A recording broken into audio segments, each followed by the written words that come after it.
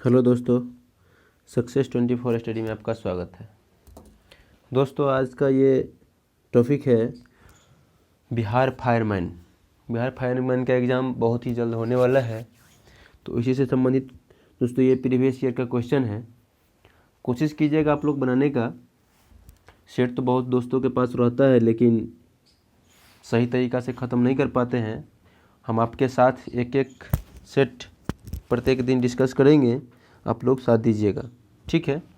तो आइए चलते हैं क्वेश्चन नंबर 1 पर। किसके परिणाम स्वरूप 5वीं शताब्दी ईस्वी सन में गुप्त साम्राज्य का पतन हुआ था? किसके परिणाम स्वरूप? तो ये था हुनों के परिणाम स्वरूप। गुप्त साम्राज्य का पतन का बहुत सारा कारण था। इसका आंतरिक कमजोरी भी था, मतलब आर्थिक कमजोरी, आंतरिक गुटबाजी भी चल रहा था। जैसे जिसके घर में खुद चोर प्रकृति का लोग होता है, उसके घर में चोरी होता ही होता है। जैसे बिना सीआईडी का किसी घर में चोरी नहीं होता है, तो घर का लोग ही सीआईडी होता है। तो यही इसका आंतरिक गुटबाजी चल रहा था। इसका अयोग्य उत्तराधिकारी होना भी एक कारण था गुप्त साम्राज्य का पतन का, ठीक है। जो उसका अयोग्य उत्तराधिकारी था, जो बहुत कम समझ था उसके पास, उसको उत्तराधिकारी बना दिया था गुप्त साम्राज्य का, ठीक है। तो चलिए, इसी सब कारण से गुप्त साम्राज्य का जो है पतन हुआ था। अगला क्वेश्चन है, प्रशासन के क्षेत्र में चोल राजवंश का मुख्य योगदान क्या है? प्रशासन के क्षेत्र में चोल राजवंश का मुख्य योगदान क्या है? मुख्य योगदान इसका है, क्या है दोस्तों? एक संगठित स्थानीय स्वशासन। एक संगठित स्थानीय स्वशासन जो है, इसका मुख्य योगदान है, ठीक है। चोलों का बहुत सारा उपलब्धि था दोस्तों। सबसे पहले चोल की राजधानी कहाँ थी? तो चोल की राजधानी था तंजौर। तो चोल साम्राज्य की स्थापना किसने किया? तो विजयालय ने किया। संगम काल में चोलों की राजधानी उरैयूर थी। दोस्तों पूछा जाता है क्वेश्चन, संगम काल में चोलों की राजधानी कहाँ थी? तो उरैयूर, ठीक है। चलिए अगला है, एक और बात याद रखिएगा दोस्तों कि चोलों का जो है ना, चोल साम्राज्य का एक शक्तिशाली सैनिक था, वो नौसैनिक था। कौन था? नौसैनिक ठीक है, ठीक। चलिए अगला है, मुगल शासन में मनसबदारी प्रणाली का प्रवर्तक डैश द्वारा किया गया। किसके द्वारा मनसबदारी प्रणाली का प्रवर्तन किया गया? तो ये किया गया दोस्तों अकबर के द्वारा, ठीक है। किसके द्वारा किया गया मनसबदारी प्रणाली का प्रवर्तन? तो ये किया गया अकबर के द्वारा। तो दोस्तों अकबर से संबंधित एक दो क्वेश्चन याद रखेंगे कि अकबर जो है ना, एक तीर्थ यात्रा कर चलता था, उसको समाप्त किया था। कब किया था? तो 1563 ईस्वी में अकबर ने तीर्थ यात्रा कर समाप्त किया। अकबर ने ही दीन इलाही धर्म का प्रारंभ किया था। अकबर के विरुद्ध 1580 में जौनपुर से फतवा जारी किया था। कि क्या किया था? फतवा जारी किया था अकबर के विरुद्ध में, ठीक है दोस्तों। चलिए अगला क्वेश्चन है 4 नंबर, कह रहा है मुगल में सर्वाधिक मनसबदार किसके शासनकाल में थे? तो मुगल काल में सर्वाधिक मनसबदार किसके शासनकाल में था? किसके शासनकाल में था? तो ये था औरंगजेब के शासनकाल में, ठीक है। तो औरंगजेब से संबंधित एक दो क्वेश्चन याद रखेंगे दोस्तों। औरंगजेब ने ही औरंगाबाद में अपने पत्नी के लिए एक मकबरा का निर्माण कराया था, जिसे औरंगजेब का मकबरा कहा जाता है। उसी औरंगजेब के मकबरे को बीबी का मकबरा भी कहा जाता है, जो कहाँ बनाया गया? औरंगाबाद महाराष्ट्र में बनाया गया, ठीक है। और पूछेगा कि औरंगजेब की पत्नी का क्या नाम था? तो रबिया दुर्रानी, ठीक है। एक और क्वेश्चन याद रखिएगा दोस्तों कि औरंगजेब को जिंदा पीर भी कहा जाता है। क्या कहा जाता है? औरंगजेब को जिंदा पीर कहा जाता है।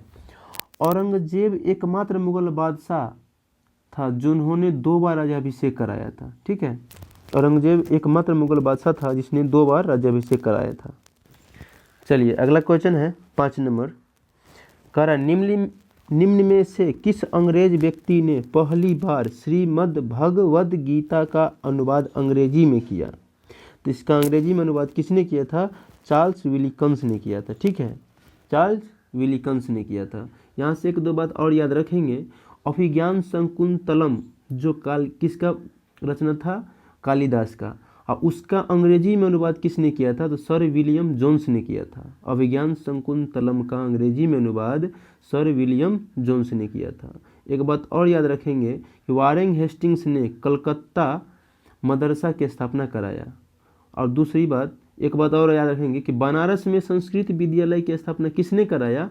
जोनाथन डंकन ने कराया।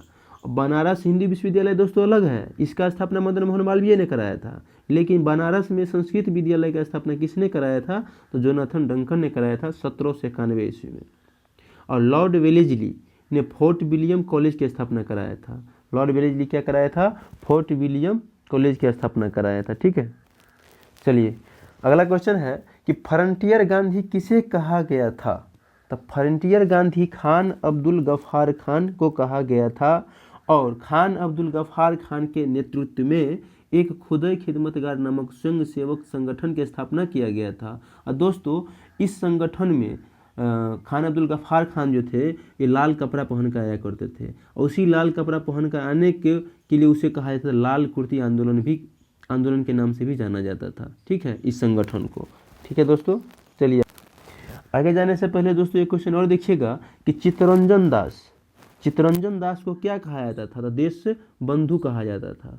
और गोपाल कृष्ण गोखले को भारत का ग्लेड स्टोन कहा गया। ठीक है, क्या कहा गया? ग्लेड स्टोन कहा गया। ठीक है दोस्तों,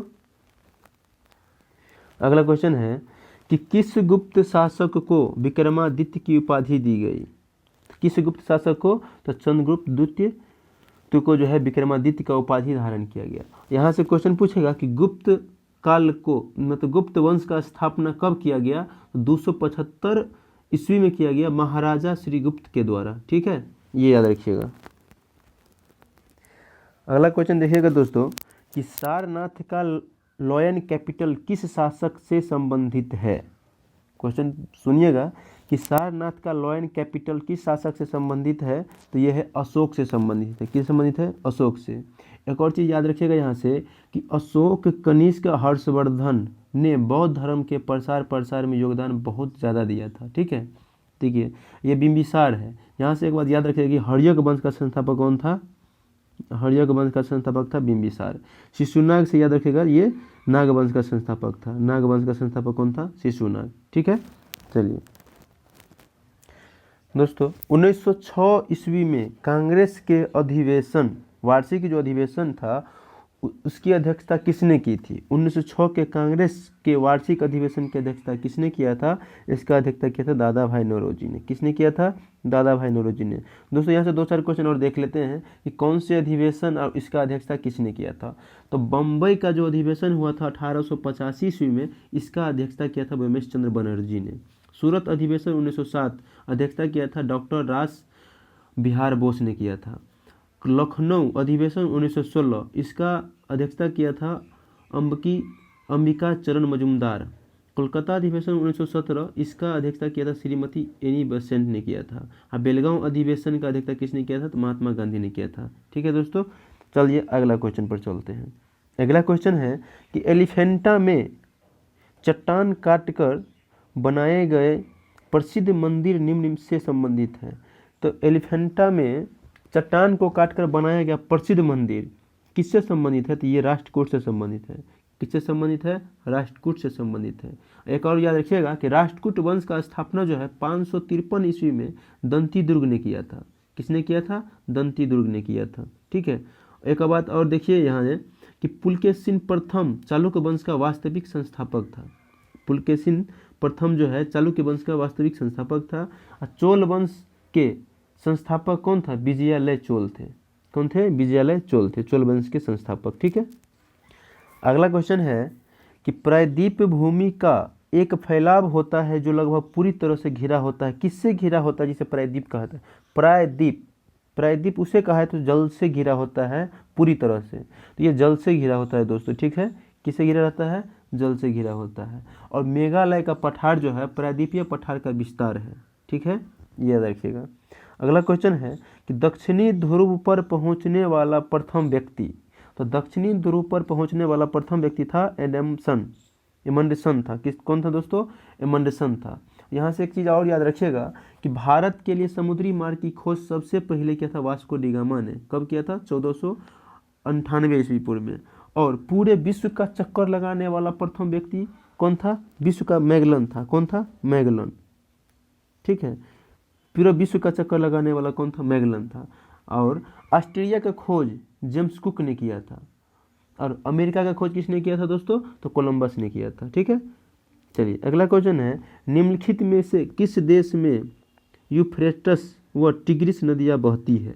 यूफ्रेटस और टिग्रिस नदियाँ किस देश में बहती है? तो ये इराक में बहती है दोस्तों। कहाँ बहती है? इराक में बहती है। और यहाँ से पूछा जाएगा कि नील नदी का उद्गम स्थान कहाँ है? तो विक्टोरिया झील है। क्या है दोस्तों? विक्टोरिया झील। ठीक है, विक्टोरिया झील।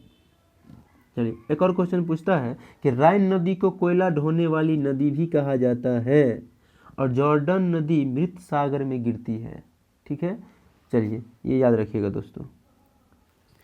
14 नंबर क्वेश्चन है कि स्वेज नहर के खुलते ही डैश और डैश के बीच समुद्री यात्रा का मार्ग छोटा होता है। मतलब किस किस के जोड़ता है स्वेज नहर, जिसको खोलने पर सीधा मतलब समुद्री यात्रा का मार्ग छोटा हो जाता है? तो यह है दोस्तों लंदन और चेन्नई।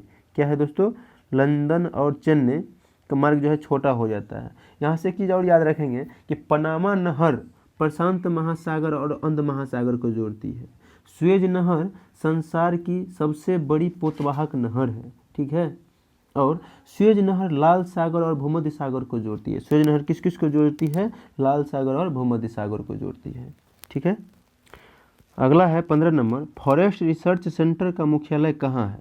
फॉरेस्ट रिसर्च सेंटर का मुख्यालय कहाँ है? देहरादून है। दोस्तों 3-4 और संस्थान का नाम बताएंगे, इसका मुख्यालय कहाँ पर है आप लोग ध्यान दीजिएगा।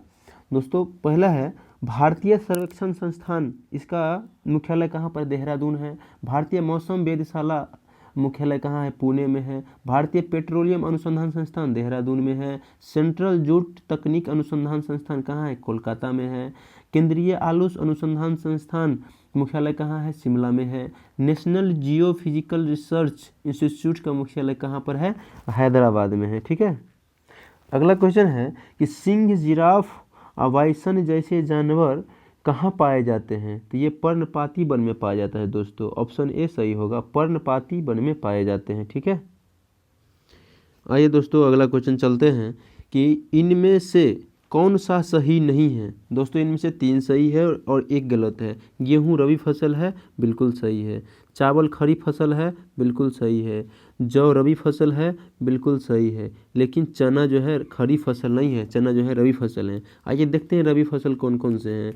रबी फसल गेहूँ होता है, जौ होता है, चना रबी फसल होता है, और मटर रबी फसल होता है, सरसों रबी फसल होता है, मसूर रबी फसल होता है, आलू रबी फसल होता है। दोस्तों खरीफ फसल को देखते हैं। खरीफ फसल चावल होता है, खरीफ फसल ज्वार है, बाजरा खरीफ फसल है, मक्का खरीफ फसल है, तिल खरीफ फसल है, मूंगफली खरीफ फसल है। दोस्तों कुछ और जायद फसल होते हैं। तो जायद फसल में कौन कौन होते हैं? जो फल टाइप के कुछ होते हैं, जैसे तरबूज, खरबूजा, ककड़ी, खीरा, भिंडी, ये सब जायद फसलें हैं। ठीक है, चलिए अगला क्वेश्चन देखते हैं। तो इसका आंसर क्या हो गया? चना। इसका जो है चना जो है रबी फसल है। ठीक है, चलिए अगला है दोस्तों कि निम्नलिखित में से कौन सी कृषि विद्या इको फ्रेंडली है? क्या है दोस्तों? इको फ्रेंडली है। ये ऑर्गेनिक फार्मिंग जो है ये इको फ्रेंडली है। ठीक है, यहाँ से एक बात याद रखेंगे, एक झूम खेती होता है जो हमारे पर्यावरण के लिए बहुत ही हानिकारक होता है। कैसे हानिकारक होता है? ये वनों को जलाकर वहाँ पर 2-3 वर्षों तक मतलब कृषि किया जाता है, फिर वहाँ से दूसरे वन को जलाया जाता है, फिर वहाँ पर 2-3 वर्षों तक मतलब कृषि किया जाता है। ऐसे ही मतलब झूम खेती का मतलब होता है कि 2-3 साल पर बदल बदल कर किया जाता है जंगलों को जलाकर, उसे हम झूम कृषि कहते हैं। ठीक है दोस्तों, चलिए अगला क्वेश्चन चलते हैं। है प्राकृतिक कारणों से चट्टानों का टूटना।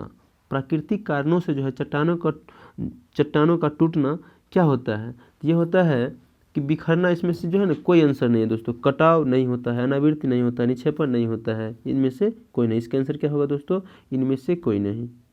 और इस अपरदन को रोकने के लिए दोस्तों कुछ कुछ मतलब उपाय भी है, जैसे वृक्ष को रोपनी मतलब पेड़ लगाइए, सोपानी अथवा समुचित रेखीय कृषि कीजिए। इस सब से क्या होता है कि इस अपरदन को रोका जा सकता है। ठीक है, चलिए अगला क्वेश्चन है 20 नंबर। निम्न में से कौन कार्बोहाइड्रेट नहीं देता है?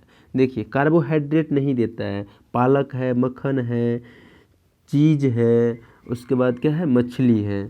तो इसमें से दोस्तों आप सभी को मालूम होगा पालक में आयरन होता है। क्या होता है? आयरन होता है। ये कभी कार्बोहाइड्रेट नहीं दे सकता, ठीक है, कार्बोहाइड्रेट नहीं दे सकता है। आयरन की प्रचुर मात्रा पाया जाता है पालक में। और ग्लाइकोजन मनुष्य के शरीर के यकृत एवं मांसपेशियों में सिंचित रहता है, ठीक है दोस्तों। यहाँ से याद रखिएगा, मछली के यकृत में विटामिन डी पाया जाता है।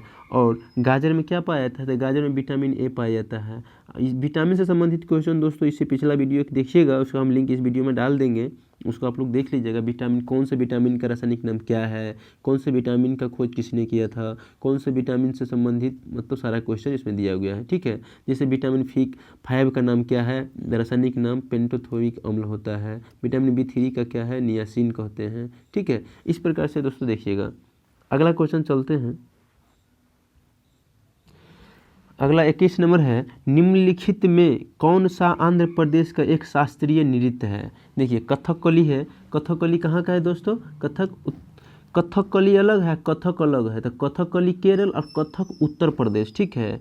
ओडिसी उड़ीसा हो गया। भरतनाट्यम कहाँ हो गया? तमिलनाडु हो गया। और कुचिपुड़ी आंध्र प्रदेश हो गया। तो आंध्र प्रदेश का क्या है? कुचिपुड़ी है। भरतनाट्यम कहाँ है? तमिलनाडु है। ओडिसी कहाँ है? उड़ीसा में है, ठीक है। कथकली कहाँ पर है? केरल में है। और कथक कहाँ है? कथक यूपी में है, ठीक है, यूपी में है, ठीक है। अगला क्वेश्चन चलते हैं। अनोखी वनस्पति और जीव जंतुओं का घर के रूप में प्रसिद्ध विश्व की सबसे बड़ी नदी योजना अमेजन निम्नलिखित में किस देश में अवस्थित है?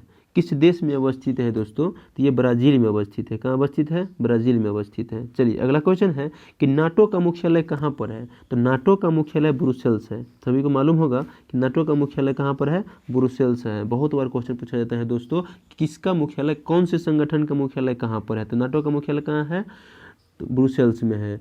और इसका पूछा जाता है, ये भी पूछा जाता है कि नाटो का स्थापना कब किया गया था? तो 4 अप्रैल 1949 को किया गया था, ठीक है,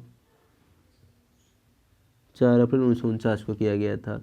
और इसी प्रकार दोस्तों पूछा जाता है कि यूनिसेफ का मुख्यालय कहाँ है? तो न्यूयॉर्क शहर में है।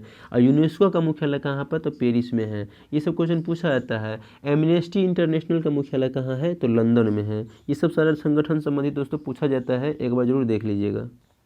चलिए 24 नंबर क्वेश्चन देखते हैं। अंतर्राष्ट्रीय सर्व क्षमा क्या है? ये एक मानव अधिकार समूह है। क्या है?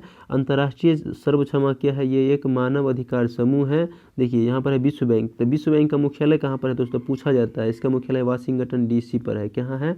वाशिंगटन डीसी है, ठीक है। अगला क्वेश्चन चलिए चलते हैं कि विश्व स्वास्थ्य संगठन के अनुसार आज अधिकांश संख्या में लोगों की मृत्यु किस रोग से होती है?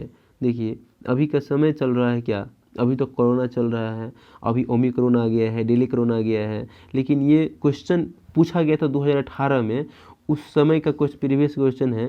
क्वेश्चन कर रहा है विश्व स्वास्थ्य संगठन के अनुसार आज अधिकांश संख्या में लोगों की मृत्यु किस रोग से होती जा रही है? तो इस समय में तपेदिक चल रहा था दोस्तों। वैसे कुछ दिन पहले आपको मालूम होगा तपेदिक से बहुत सारे लोगों को मृत्यु हो रहा था, ठीक है। चलिए अगला क्वेश्चन है कि आर्किड भारत के कौन कौन से भाग में उगाई जाती है? आर्किड क्या है दोस्तों?